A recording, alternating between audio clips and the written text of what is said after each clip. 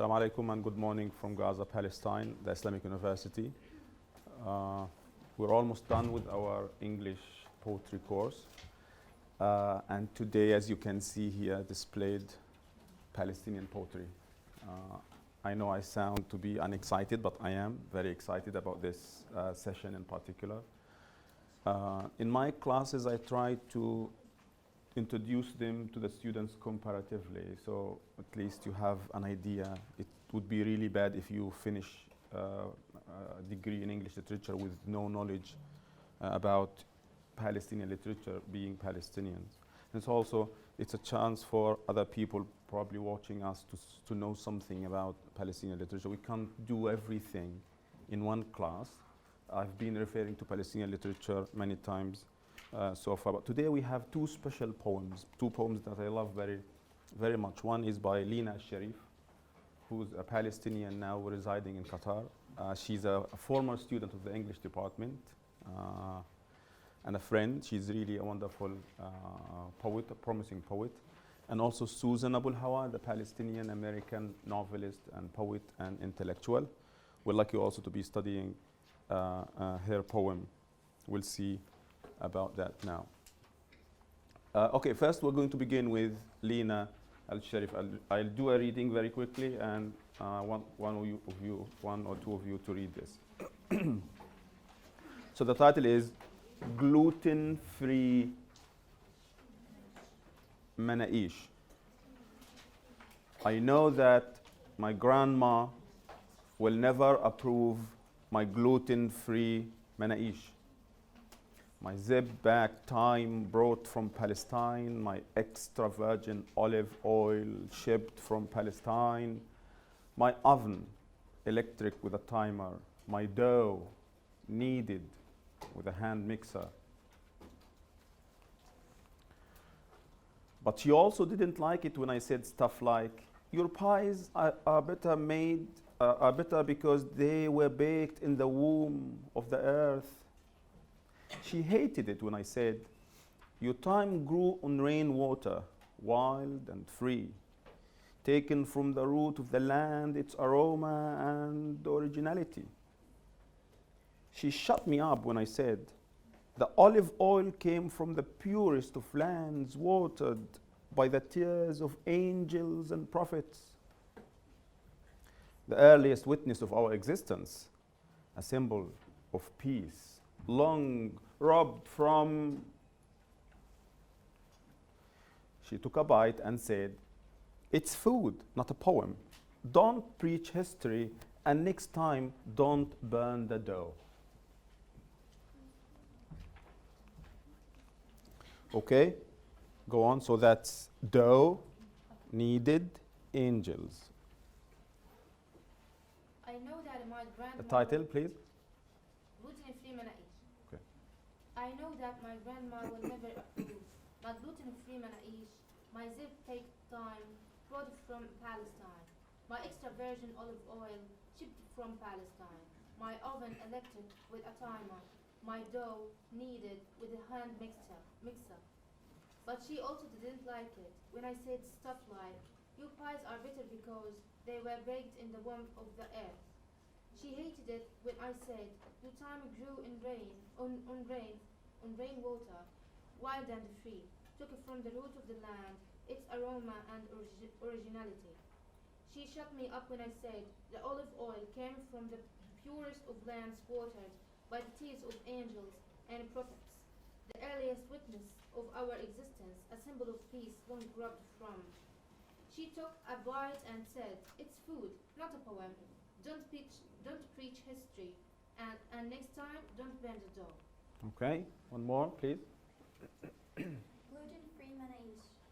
I know that my grandma will never approve my gluten-free manaish. My zip-back thyme brought from Palestine, my extra virgin olive oil shipped from Palestine, my oven electric with a timer, my dough kneaded with a hand mixer. But she also didn't like it when I said stuff like, your pies are better because they were baked in the womb of the earth. She hated it when I said, your thyme grew on rainwater, wild and free, took from from the root of the land, its aroma and originality. She shut me up when I said the olive oil came from the purest of lands watered by the tears of angels and prophets, the earliest witness of our existence, a symbol of peace, long robbed from. She took a bite and said, "It's food, not a poem.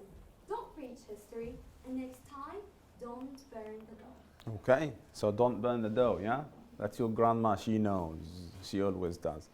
So, if you have something, anything that kind of attracted you to this poem, what is it? Like, what do you find peculiar, interesting, uncanny, intriguing, attractive, different? Because this is, we'll talk about the features of Palestinian poetry. Please, Amal. It kind of has a dialogue beside it. Okay, so between Between the grandma and the poetry. and, Big grandma.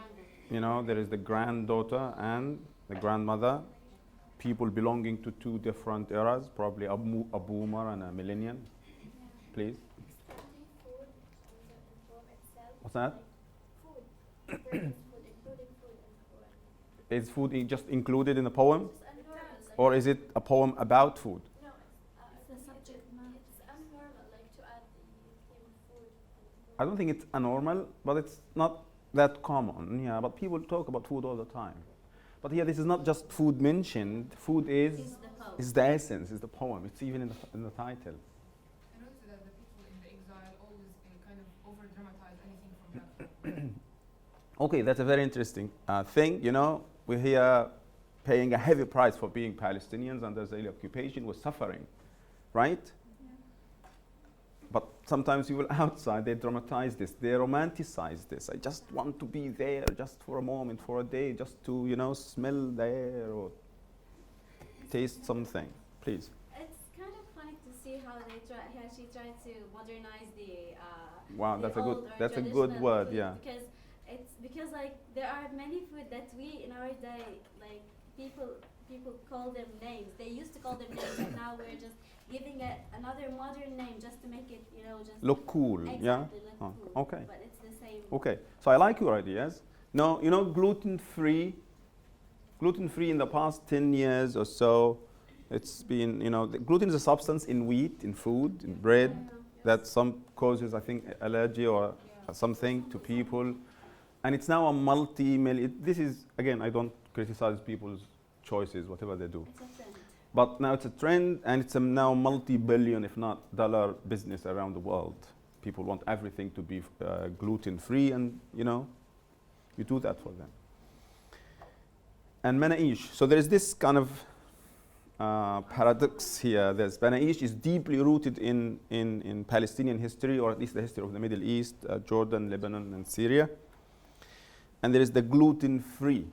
This Manaish is without gluten. You know, gluten is extracted. It's modern. It's cool. It's the fashion. But also, I find it very interesting how the word. You know, I know many people in Gaza, like many, especially ladies, they wouldn't say Managish. You know, the original word. They would rather go for Manaish, which is the cool again word. I think almost 20 years ago, not many people in Gaza were saying Manaish or Alam or Elli or Ultillo. And this change is fascinating in many ways. I'm not sure if I mentioned this before. In Hebrew, the same thing happened. Sometimes, remember we said in English they had the ch sound in the past, like German nicht or something, and then they dropped the sound and the letters remain. That's one reason why we have so many silent letters in English, because English developed. Now in Hebrew, they had the sound, which is Semitic, which is Middle Eastern. And because now so many Jews are coming from the West, and it's very difficult for them to say the sound, getting it here from I don't know where. And because people like in Israel, Jews in power are mostly Western Jews, Ashkenazi Jews. So by time, because those people couldn't say the sound, and in order to integrate, there is racism. There's racism everywhere in Israel. There is, you know, classes. If you are Western Jew, white, blonde, blue eyes, you know, and then there is. you know, Jews coming from other countries, and then Arab Jews, and then black Jews, and then Arab Christians and Arab Muslims and Druze, and so there's this. So in order for those people to integrate, by time they started to drop the a. So when if it's like Aravim or Atzor, okay, so nobody looks like, who is this backward person saying ah sound? In order to integrate with the mainstream current, by time even Arabs started to drop the ah sound. And this is happening here in Gaza. It's been happening in the past. It sounds more, you know, it sounds cooler nowadays for girls to say Allu iltullu alam.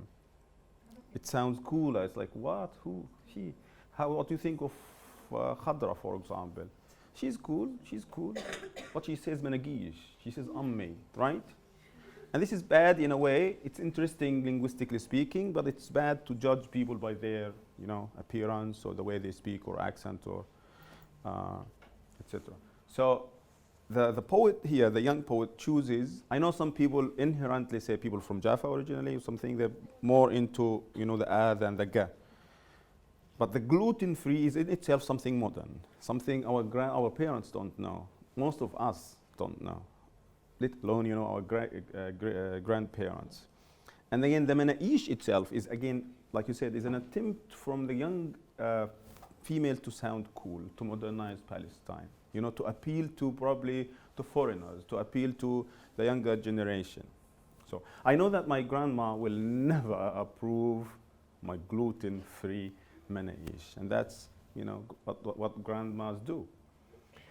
My zip-back thyme brought from Palestine. The thyme, you know, the food is brought from Palestine. Everything is Palestinian at home. My extra virgin olive oil. Now, many times people meet, like when I was in Malaysia, in the UK, somewhere else, and people, when they knew that I'm Palestinian, they would always ask me about the oil. And many people wanted me to bring them oil because they loved it. They, you know, they think it's magic. And I think our grandmas also think olive oil is magical, you know. Yes. There's this meme I complained about to my grandma about a heartache, and she asked me to rub it with olive oil. شكيت همي لستي قالت لي دهن عليه زيت, in a way. So the people would usually ask me, what is virgin olive oil? And I would say, I honestly don't know. For us, it's all oil. You could say this is from this area, this is from that area, this is from the West Bank, this is from Gaza, this is from East Gaza, you know? But honestly, we don't know. And this is very interesting because in many ways, this is a marketing technique, a marketing gimmick. You sell oil, everybody's selling olive oil, you want to sound cool, you know, big businesses, it's like, okay, we have an idea. Virgin olive oil. Whoa, and then everybody is doing virgin olive oil, and then, okay. Extra virgin olive oil. The problem is that with time, what are we going to do? Like, are we going to witness super extra virgin olive oil, duper, super duper extra? I don't know. Maybe. But for us Palestinians, it's oil. It's part of our life, right? Shipped from Palestine, an oven. But look at again the paradox, how paradoxical we can be. The oven is electric and with a timer. So it's not that it's only electric. Instead of the clay olive oil that our grandmas used, it's electric, and it also has a timer. So you could do your stuff and you go watch an episode of, I don't know, Grey's Anatomy that doesn't want to end, or anything else. And electric, and the dough kneaded with a hand mixer also. You know, the paradox. I think there is some kind of a play on the word time, okay? Thank God we don't have cats here. And also the word needed, because needed, N-E-E-D-E-D, also need, you know, to do the olive oil. Okay, fun. But she also, my grandma, didn't like it when I said stuff like, your pies are better because they were baked in the womb of the earth. Grandma, you pies, oh. And look at beautiful personification of our land, the earth, as a mother, a loving mother that has a womb that can give and give children and children. She hated it when I said, your time grew on rainwater, wild and free, taken from the root of the land, its aroma and originality. Wow. She shut me up, when I said the olive oil came from the purest of lands, watered by the tears of angels and prophets. ترويه دموع الملائكة والأنبياء. The earliest, and this is, grandma, this is evidence we exist. This is evidence that the land is ours, that the land is for the Palestinians.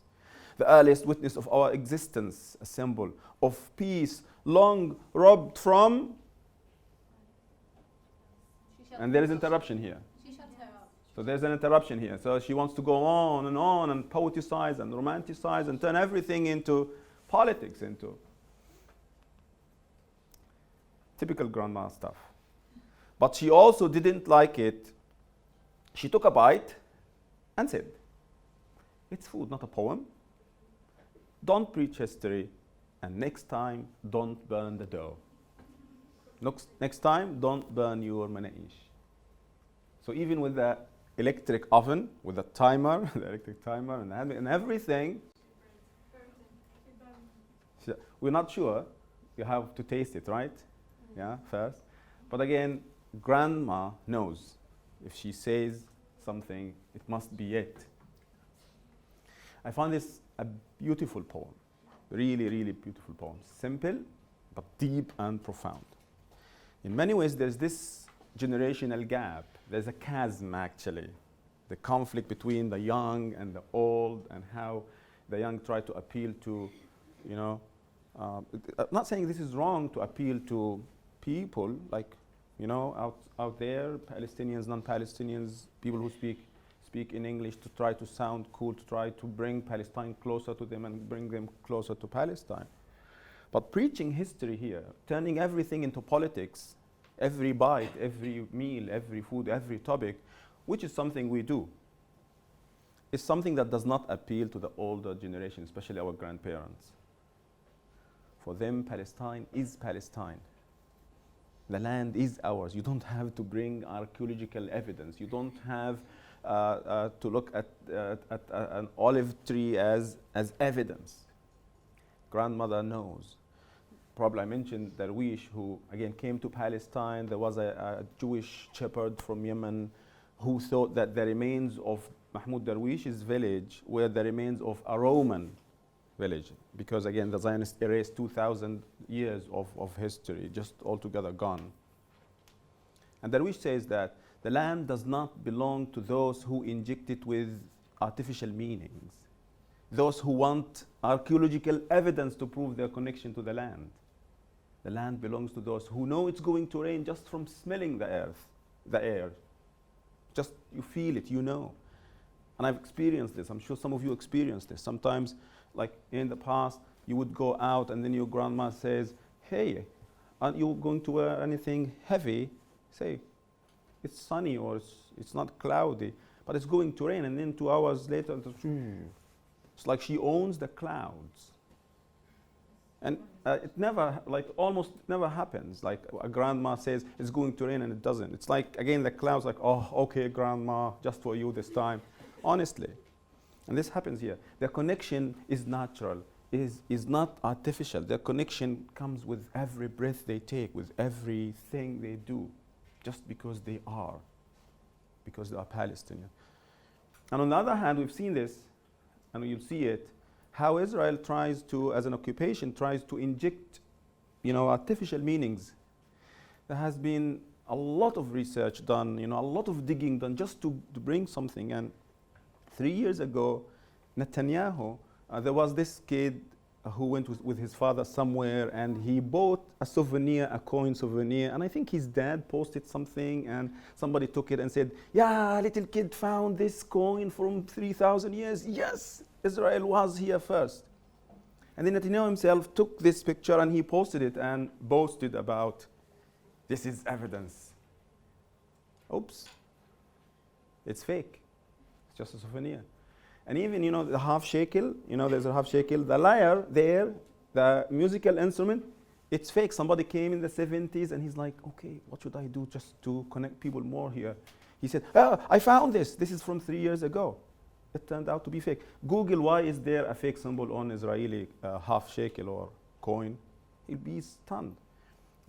Recently, in the past 5 years, Haaretz post so many articles about this interesting, revising history. The Zionists tried to prove that when there was always enmity between, for example, the Jews and the original, the Canaanites and the natives of Palestine. Now, new research says no, they coexisted. They lived together, they traded stuff. So while Israel tries to do this, to modernize in its way, to inject Palestine with technology, with archaeological finds, and also Israel, and this is a fact, Israel is also destroying every possible Palestinian connection to the land. Israel has destroyed so many historical places. So to sever this relationship. Now the young generation is doing something interesting to try to bring this back. To try to bring, don't we feel happy, when we come across Palestine in Othello? Go to your grandma and say, Ma, Grandma, I have a piece of evidence that Palestine existed. Like, even Shakespeare said Palestine. Here, look, Othello. She's like, what? She doesn't need Othello. She doesn't need Shakespeare. She doesn't need gluten-free menaish. Or even the oil, which is again the most significant. And we talk about the oil here in Palestine. We talk about, again, man and land coming together. Because the result is trees, the olive trees, the symbol of Palestine and Palestinians. So I find it very interesting how the grandma is trying to prevent the girl, the young lady, from turning everything into politics. And this is actually one thing that people say that is not cool, good about Palestinian poetry or literature. It's too political. They say Palestinian poetry is too political. Of course it's too political. Don't be defensive here. We are under occupation. Everybody has been influenced in so many ways, in ways you can't imagine by the Israeli occupation. And for us, personal is political and political is personal. We'll talk about this when it comes to Susan Abulhawa just now. I'll just come to this point later on. Okay, so what other features of Palestinian poetry or literature can you find here? You mentioned dialogue here, you mentioned food, and the cultural heritage, the grandma, the existence of the grandma being there, like, all protective, all guiding us, giving us advice. What else? What other features? I think that you have mentioned it, like the originality of the things or the items are mentioned in the poem. It's like the manaish, the grandma, and the water, and the land. So I like this. These are cultural references, Yeah. always there. Always there. They're part of our life. The word manaish itself, not using like pastries or something equivalent. Okay, not foreignizing this term. And it's not translated, by the way. You can guess, but if you Google it, you'll find the term. But not many non-Arab speakers can know that this is what the context can tell. So you use the word, the Arab word. I'll come back to this with Susan's poem. The word is not foreignized or even transliterated or translated. I actually find it interesting, the contrast image between Linah's poem and there I said poem. We have, by that is Yeah. the poet. We have two generations, the elder one and the younger one. Yeah, but interesting. We have contrast images. Here, the girl is, the girl keeps mentioning the land and the originality, and she's trying to give evidence. But there, the father was trying To do that, connect the land kids with were, oblivious. They were like But reluctant. here the grandma is the one who takes the bite, and then the sons Who asked for They want to eat. for the food. Don't also, that's a very fair, thank you very much. That's a very good point here. Don't forget that probably this person is outside Palestine now. He's an outsider, a native indigenous, but outsider, can't be in Palestine for a reason, Israel. But that man, a Zionist, who was born in Europe, is in Palestine. Thank you very much. That's a really, really interesting point. One more thing, please. The sense of okay, seriousness. So the old are serious. Okay, so how's that helping the poem? Okay, interesting. How the grandma was, she said at the end that it's fine. Don't make a poem from this. Okay, so she doesn't want her granddaughter to romanticize this, to turn food into politics. Just yeah, it's not food. Food is not evidence for her. Although for us, there's a huge fight over hummus. Okay? And even now falafel and shakshuka and all these kinds of foods. Please? The use of foreshadowing. At the first line, she said that my grandma will never approve this.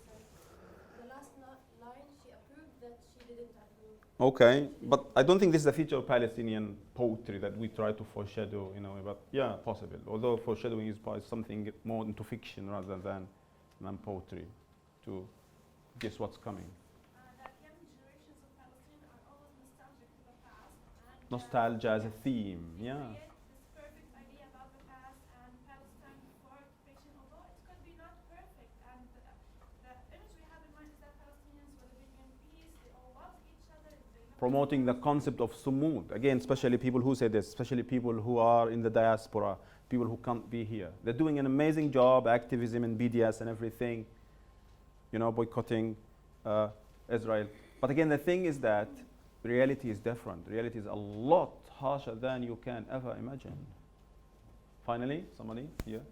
I like the word free using in the title. It's like that we can use this word even in the poem that related to food. Okay. So, and free here, what does it mean when you say gluten free? Without. So without, but again, freedom is something we seek. So is it probably connected? Possible. So I raised two questions here I want you to think of. This poem is about rootedness to Palestine, but it's also about generational chasm, the gap between the generation, the young, the old.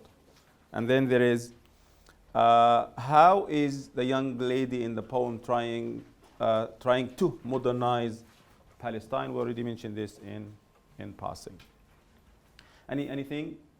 Shall we move? Yes. Shall I move? Or yes, you want to say something? Okay, I'll move if you say so.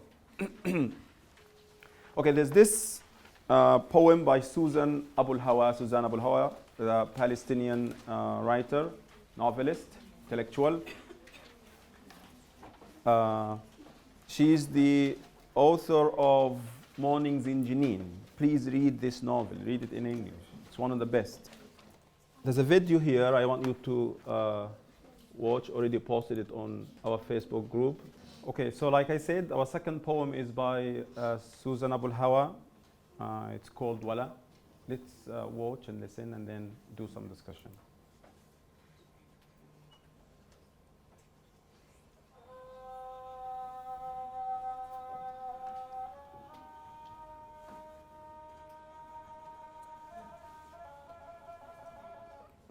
It's 3 a.m. in the cattle cage. The line is long and thick with bodies. We wait. A jibneh sandwich with cucumber in a plastic bag clutched in your callous laborer's hand. Your wife prepared your breakfast and your lunch. She was up before you and together you prayed and pre-dawn salah. She kissed your face and said, Allah ma'ak ya habibi. Allah be with you, my love. You kiss the faces of your sleeping babies. You haven't seen them awake in months, and you wonder, has Walid's voice begun to crack yet? Have Wishdad's hips begun to flare? How big was Sureya's smile when she came home with her report card? It's 4 a.m. in the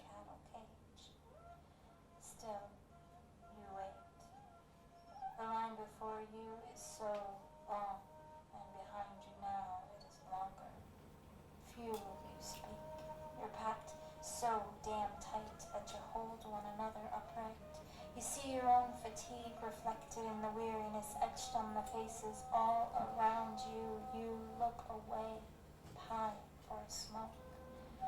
But who the hell can afford that?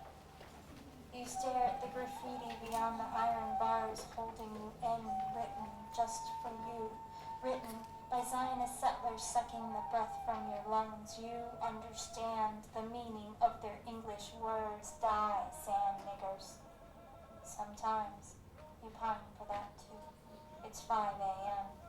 in the cattle cage. The soldiers arrive.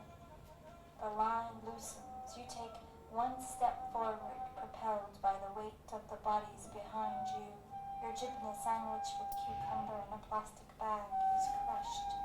It never survives. It's 7 a.m. in the cattle cage. Now is your turn. You produce your papers, unfold, refold, eyes down, heart down. Your shoes are down on their luck, but you're out of the line now. 15 men before you were pulled aside and you tried not to look.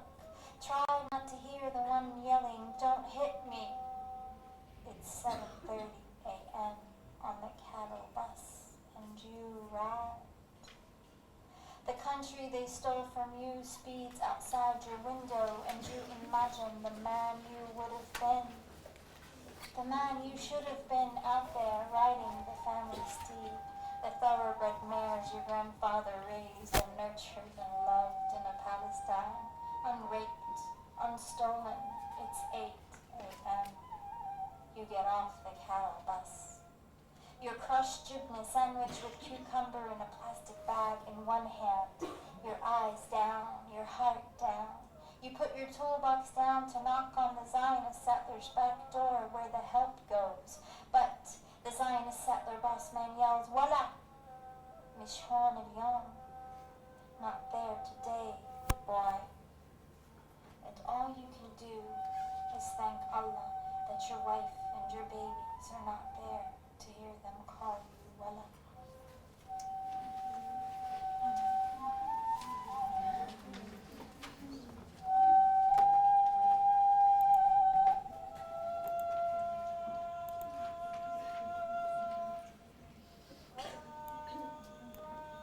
This is a poem from My Voice Sought the Wind, Susan Abulhawa, published by Just World Books. What do you think? So Susan Abulhawa's poem, Wala, it's not Wala, of course, it's Wala. You have to read it to know that this is not. I'm sure some of you experienced this with their parents. Personally, I had this experience many times, many years. My dad would be waking up early, very early in the morning and go work inside in the occupied territories by Israel. And we wouldn't see him sometimes for weeks. I know people whose father would just go and spend weeks and weeks and months and some even years. Just, again, it's like an odyssey. But this is an odyssey to, not to seek immortality or just to bring food, to put food on the table, to feed your kids, to seek a livelihood. And because of Israel, this has turned into an odyssey. I'll do some commentary very quickly, and I'll see what things you want to talk about, and probably we can discuss Palestinian features. Of course, two poems can never summarize everything about Palestinian features, but this is interesting because we're studying two poems by two female poets. I'm also going to comment on the use of Arabic in this is originally written in English. Why include some Arabic words? Some of them are not even transliterated or translated. Transliterated but not translated. So the opening here, when we talk about 3 a.m. and you are waiting, queuing in a long line at the Israeli military checkpoint so you can go to work inside in a settlement or somewhere. You have no choice but to do this or else you would starve. If you're there at 3 a.m., then probably you woke up at 2:30, and your wife woke up probably half an hour or an hour earlier. That's really, really crazy. Nobody should be forced to do this all their life. And the cattle cage, cattle, cows, and sheep, and that's how Israel is dealing with Palestine. We've seen the pictures in the video. These are like inhumane practices against native Palestinians. The line, remember in the holomen, we said the long vowels sometimes add more pain and suffering. It's not like, you know, it just ends. The line is long and thick with bodies, and you wait. If you notice this kind of free verse poetry, you know, you don't have to stick to any of the rules, but it's still poetic, still probably more poetic than the classical poetry. So you wait is just one whole stanza here. Because, again, most of what we do, Palestinians, is just waiting for the Israeli occupation to end, waiting for the Israeli bombing to end, waiting for Israel to open the checkpoint, to open the borders, to allow us to travel, to grant us permits, to let us be. Okay? A gibney sandwich with cucumber in a plastic bag, clutched in your calloused laborer's hand. And I find this to be very interesting. The gibney sandwich is a simple thing. But what are you doing to it? You're clutching, you're holding tightly. It's like a dear friend of yours. It's a friend, it's your company, it's your companion here. And the gibney sandwich is Arabic, it's not translated. You would, if you don't know Arabic, you can guess that this is some kind of food. But why is it not cheese sandwich? Why is it gibney? And gibney is West Bank pronunciation. In Gaza we say jibna. We also say albira, it's albiri. Again, the wife plays the traditional Palestinian woman role. She's probably stay-at-home mom. It's not mentioned here, but she wakes up early to prepare the food. But her role in comforting the husband and being there and supporting him and being there for the kids is interesting. Many people would say this is typical situation. Traditionally, this is the typical situation, but that situation itself is changing, especially with the fact that the poet is female, is a woman, okay? And together you prayed a pre-dawn salah. And again, how religion and spirituality is significant here. And the word salat instead of prayer, because prayer is not like the prayer we do. Prayer is like, you know, you say a prayer. So another word that is not used in English, salat is the Arabic word for worshipping together. She kissed you, and again, more of Arabic language transliterated and also translated here. Allah ma'aka habibi. Allah be with you, my love. The word Allah, it's there in the dictionary. Many people in America and Europe would know that Allah means God, but she's not using the English word at the same time. And probably this is a very sad scene here. You kiss the faces of your sleeping babies. You haven't seen them awake in months. And probably this is the toughest thing ever. You have kids because you love kids, because you want, you know, to bring up new generation. Because kids are life, they give us everything we want, almost everything. They're beautiful, they make us laugh, they make us happy, they make us reconnect. You know, the child is the father of man. But imagine having kids and not being able to see every achievement, the first step, the first stutter, the first word, the first insult, the first fall, the first, you know, achievement. Sometimes this is heartbreaking, even when you imagine criminals in prison not seeing their kids grow up. You wonder, has Waleed's voice begun to crack yet? Have Wujdan's hips begun to flare? How big was Suraya's smile when she came home with her report card, with her certificate, full mark, distinction, coming home?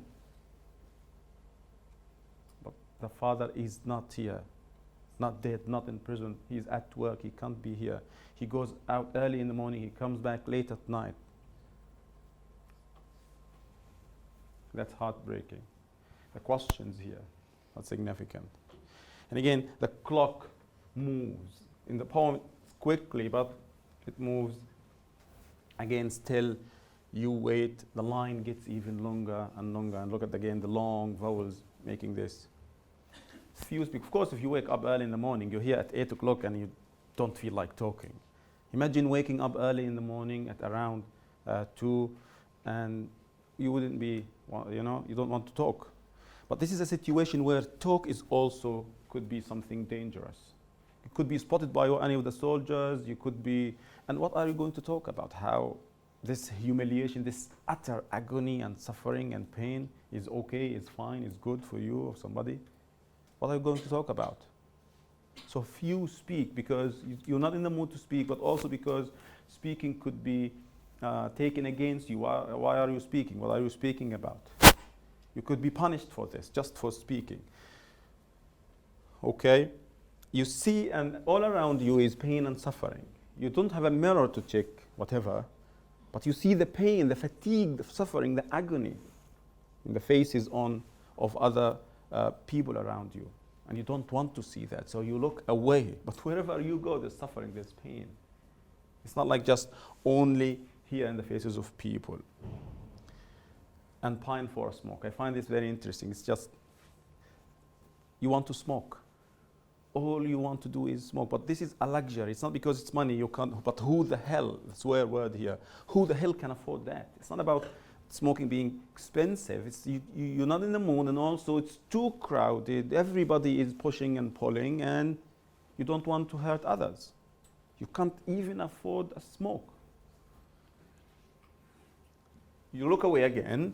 You stare at the graffiti beyond the bars, because you saw the pictures. You're just here like in a path, and there are what? Bars from the left, bars from the right. You look through this because there will always be Jewish-only settlers and blocks, military outposts, military checkpoints. And because the settlers know you would be passing from here, they will always try to assert their, what's that called? This is our place here. So they write on the walls insults, threats, graffiti behind the walls, written just for you, written by Zionist settlers sucking the breath from your lungs. What's the name of those creatures in Harry Potter? Dementors, So the settlers have taken everything, the land, the crops, the roads, Palestine, air, its produce, everything. And they're even so greedy they want to suck the breath out of your lungs. What have they written on the wall? Stuff in English. They're not native to the land. I know some of them started to write in Hebrew recently, but basically it was mainly English because they hail from Brooklyn, from New York, from England, from Brazil, from around the world, so they use English, not even Hebrew. And you understand this because probably you have asked, or because you have a degree in English, but you have no job. Die, sand niggers. And niggers is a horrible, horrible, horrible racist word. You should never use it. But white supremacists, racists would use this to describe black people in America. And about Arabs, that's why it's called the N-word. You say, he said the N-word, she said the N-word, which is horrible. Some people are digging actually a tape after Trump. Some claim that he once used the N-word. And this is a $1 billion tape if somebody finds it. So Arabs are sand niggers because, of the desert, of the stereotypical images of Arabs and Muslims in the Middle East. So racist in America, racist in Europe, racist in Russia, racist here when they come to occupy Palestine. Once a racist, always a racist. And look at this heartbreaking. Sometimes you pine for that too. Sometimes you just want to die. You just want to die. You have nothing to lose. The humiliation, the pain, the suffering.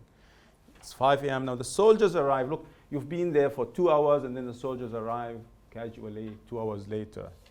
The line loosens and you're propelled by the weight of the bodies. Look at the personification. Remember we said the jibna sandwich, you're clutching onto it. You're holding it very tightly.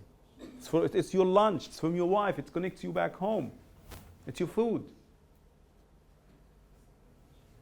The jibna sandwich is crushed. It never survives. A personification of the sandwich.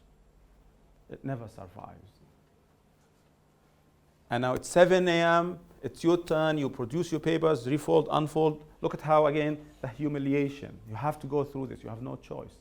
We've seen some people smile, when it's their turn, so they get to the soldier, they smile. That's not a smile of victory. This is just, we finished one episode of agony, pain, and suffering, and humiliation, utter humiliation, and we're starting a new one. That's the break. That's the Your eyes down, your heart down, even your shoes are against you.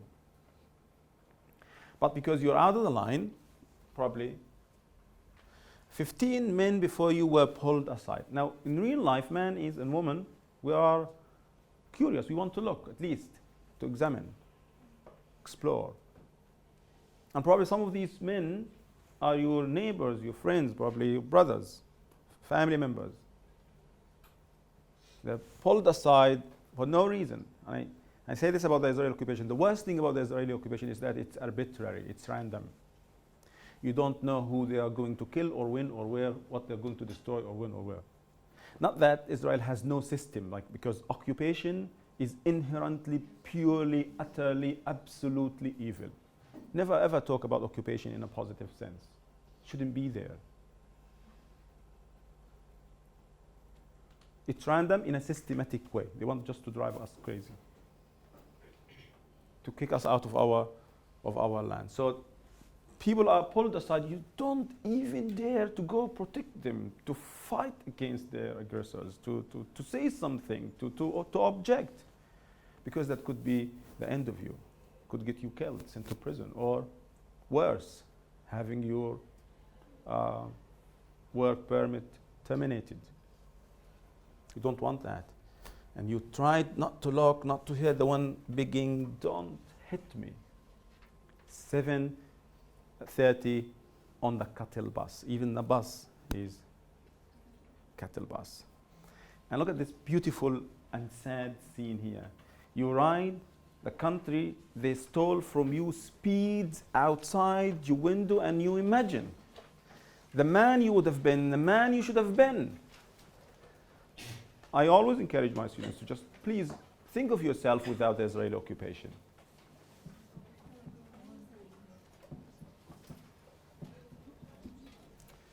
Especially those refugees. I know how many of you are refugees? Oh, that's like what? More than 50%. Whoa. Imagine if your parents, your grandparents were not pushed, were not forced, were not sent to Gaza at gunpoint.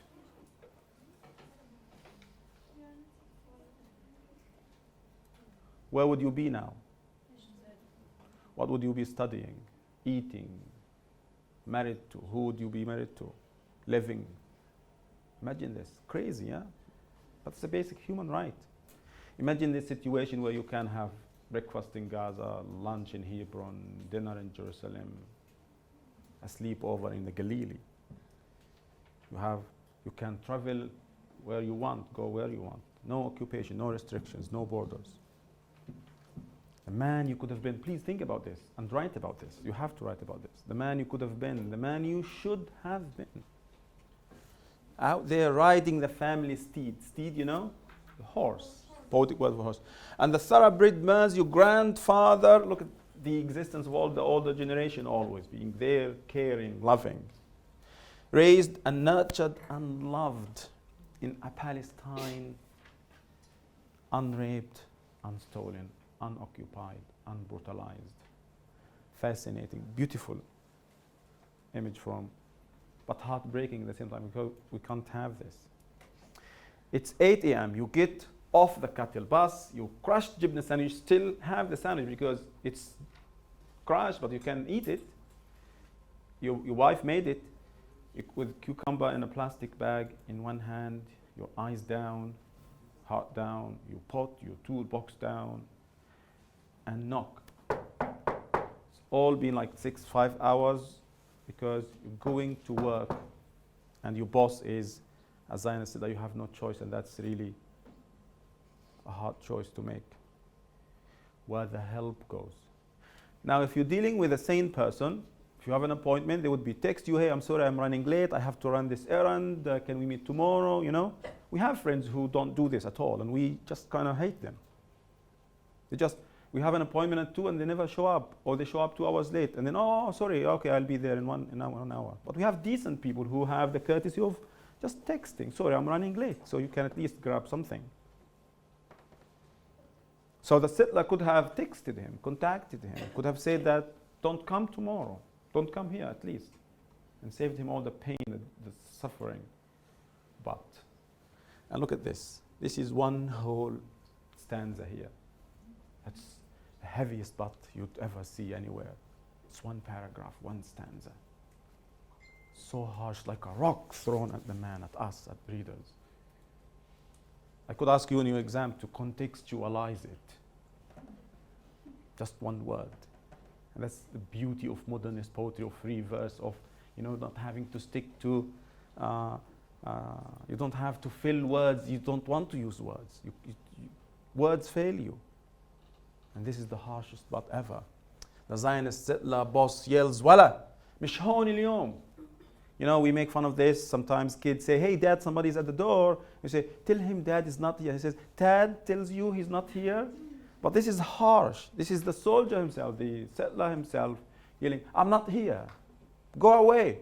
Not having the courtesy to open the door, to apologize, to speak politely. But this is occupation. It's evil.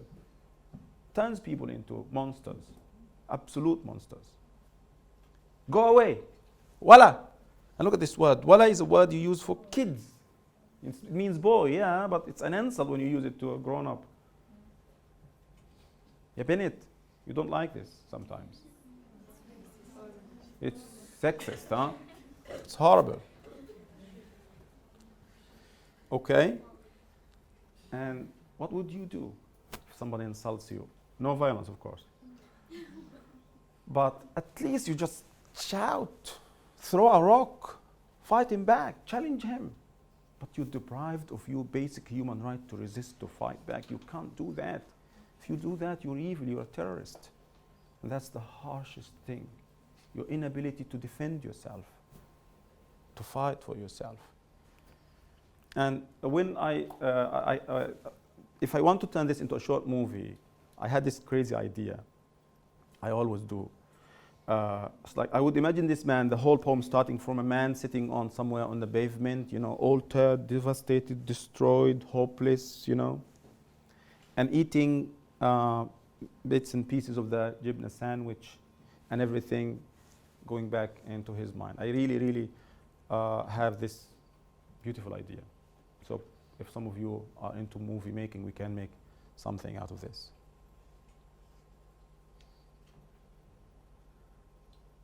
Because the insult here, this is a man, this is a father, he's somebody's son, somebody's brother, probably he's the coolest guy in the neighborhood, yeah? Everybody respects him, everybody looks up to him. Imagine the utter humiliation and insult here.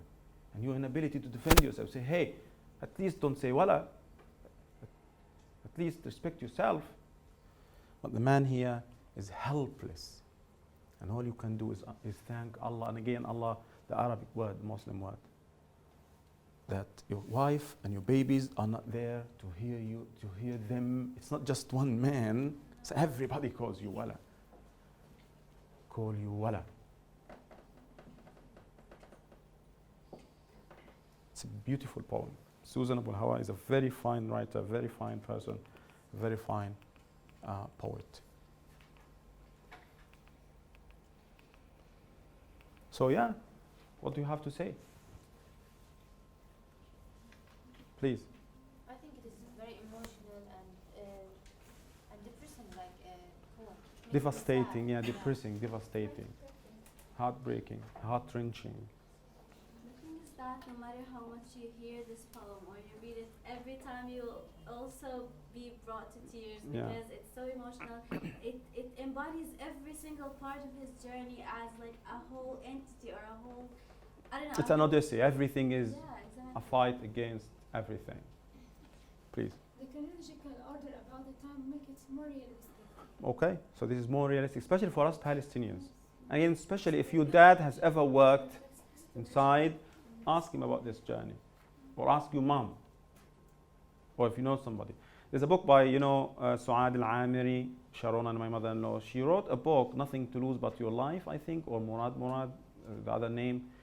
She actually, this is a crazy woman, this is an amazing woman. She dressed like a man, a laborer, and she woke up early in the morning and she took this same journey. With the guys, smuggled inside in order to find work. And she wrote a very, very interesting book.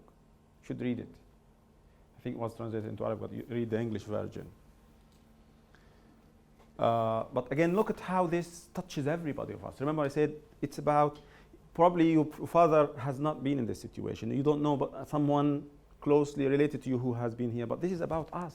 We've seen everything about this. And this is why the occupation has impacted all our lives. Whether you know, whether you don't know. Consciously and unconsciously. Again, keep thinking of the alternatives. The person you could have been, the person you should have been. You can't travel because of Israel. You can't have medical treatment because of Israel. You can't be in Jerusalem. I want to be in Jerusalem. I just want to have fun there, fly kites without walls and without soldiers, without machine guns, without occupation. I want to go spend time, swim in the Dead Sea, or I don't know. But you can't have that. Our lives have been impacted by Israel Israel has interfered in every tiny little aspect of our lives. Even the food we eat, sometimes it's just because of Israel.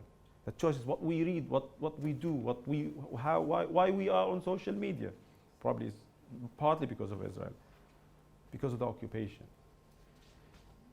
So this can be classified as resistance literature, because we want to expose, we want to resist, because writing itself is an act of life, an act of resistance. Writing, being there, just being there. Now, I'll talk about two things and see if you can have comments about the poem or talk about features, because this is an assignment. You need to write to find the features from Manaish by Linah Al-Sharif and Wala by Susan Abulhawa, and comment on them. Now, the use of Arabic I find it very interesting. Usually, look at this. When you write in a foreign language, probably you write for yourself because this is the language you feel comfortable, writing in, because you don't want your mom or dad or family members to read your stuff if you write in Arabic, your own mother language. But you also write to reach out to people, either to expose, like Palestinians do, expose the brutality of the Israeli occupation, or just simply to reveal or release or express yourself. Why would you use Arabic words and not translate them, for example? Now, there could be two reasons here, very briefly. Number one, usually your mother tongue is like your mother, it's a mother tongue. It feels protective. So I've noticed this. Many non-native speakers of English, when they write English, they tend to use, their own mother tongue. Sometimes, usually, I feel that because your language gives you protection and safety and security, gives you warmth. So sometimes you feel in trouble, you feel, unable to express yourself, unable to talk, unable to, be yourself. You shift you go back to your native language, your mother tongue, to give you this safety and protection. Sometimes words can never convey the true meanings. That's why there's this expression, lost in translation. The other reason, we said before that writing is an act of power, is an act of exercising power. Like speaking. The readers, the listeners, the recipients are, passive, generally speaking. Imagine you're writing to somebody in English, in their language, and then you use an Arabic expression or something and you don't translate it. This is an act of exercising double power. It's the play of power here is even more intensified here, because what they're going to do is they're going to go to the dictionary, they're going to ask you, they're going to ask people, they're going to take action. And Palestinians, we want people to take action, to boycott Israel, to do something, to help, to support, to stand up for human rights, for justice, for freedom. So pushing people to read, to ask, to Google your own words, your own expressions in your own language is, again, exercising power over them. You're controlling them. You're telling them what to do. And in part, this is an act of power. And there could be many other things. I tried to raise research issues. By the way, you could do your MA or your graduation paper on how poets sometimes use their language and in what situations, on what occasions. Be an interesting research to do. Because you could dig more. Please, speak up.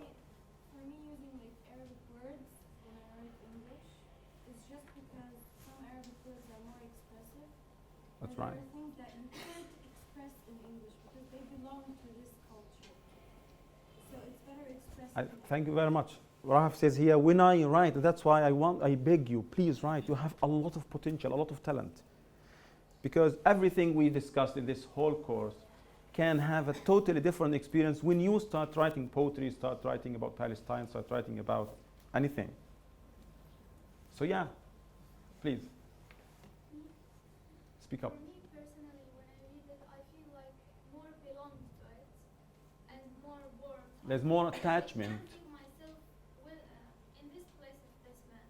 Also for a foreigner when he reads this, Or she. one of the reasons to show our traditions and rootness of our traditions. The food is culture and tradition and history. So I think it's important to call food by its original name as we originally called it. Okay, thank you very much. I think that the word jibna, particularly if you I say the cheese, like when I say cheese, I imagine the melted cheese on burger sandwich. So I can't imagine the jibna, the Palestinian. I think that's only you. No. There are 100 types of cheese. No, but I say that. I keep imagining, that cheese with holes and Tom and Jerry, That's the only thing but that's only me. But let me complete. Okay. But I think that the jibna that she mentions is that for poor people, like the Palestinians who go to the inside. It's a staple food. Yeah, staple food. Because these are farmers. They eat what they produce. Thank you, that's a very good point. It gives a touch of suspense. For example, I don't speak Arabic and I see a foreign word. I'm like, what does that mean? I try to dig more in the text so I can understand. So it makes you interact more with the text. Makes you nervous, makes you, feel a little bit inferior. Oh, this guy knows more than I do. And then pushes you to do something that follows. I don't want to be away from the text, but I think it's like the poet wants to prove that even if I am abroad and American Palestinian, but I can and I'm still connected to the. When you go to America, not many people will be saying Gaza, by the way. They're all like Gaza, Gaza, Gaza, Gaza, Gaza, Gaza, Palestine, Palestine, Palestine. And yeah, it sounds cooler. There's more attachment. It's, it's not like Gaza, Palestine. Yeah, that's something common, by the way. And it's really beautiful. It's like, finally. Yeah, I talked about the poem, about Susan Abulhawa. No, I actually find it sounds more like daily diaries.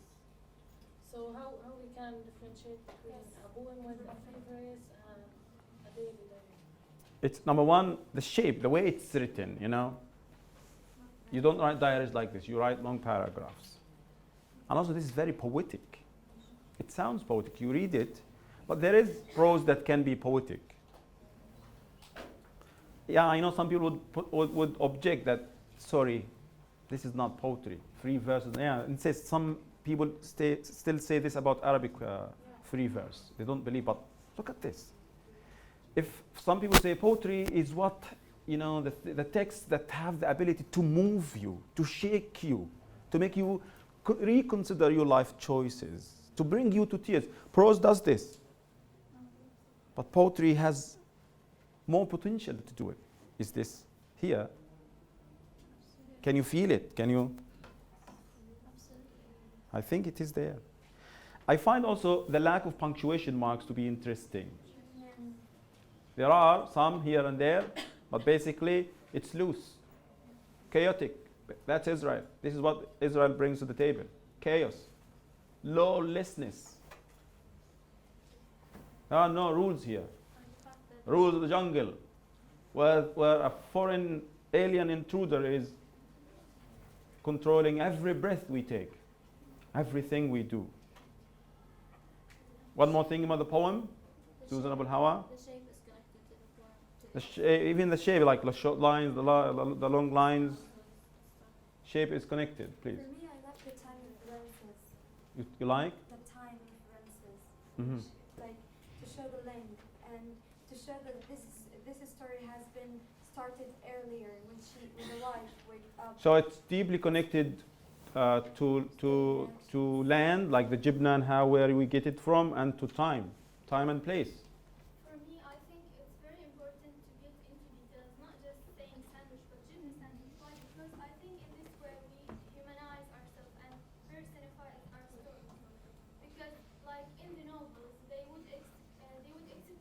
Okay. The scene when the murderer and his family make a cake and the smell of the cake. This is like to get in this form. Very good. You humanize this.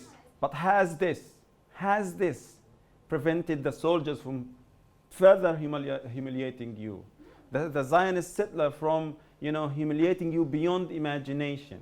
Because no matter how much you humanize yourself, what else should we do? Remember, it's not our fault. Many people would blame Palestinians. Remember, never blame the victim.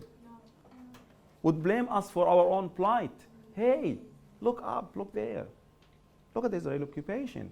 Because for them, we're just So how, there was this thing, I'm not sure if I can remember who did this, how many kids should be killed by Israel so Israel can realize we're human beings? How many times should Israel wage wars against us to realize that for Israelis?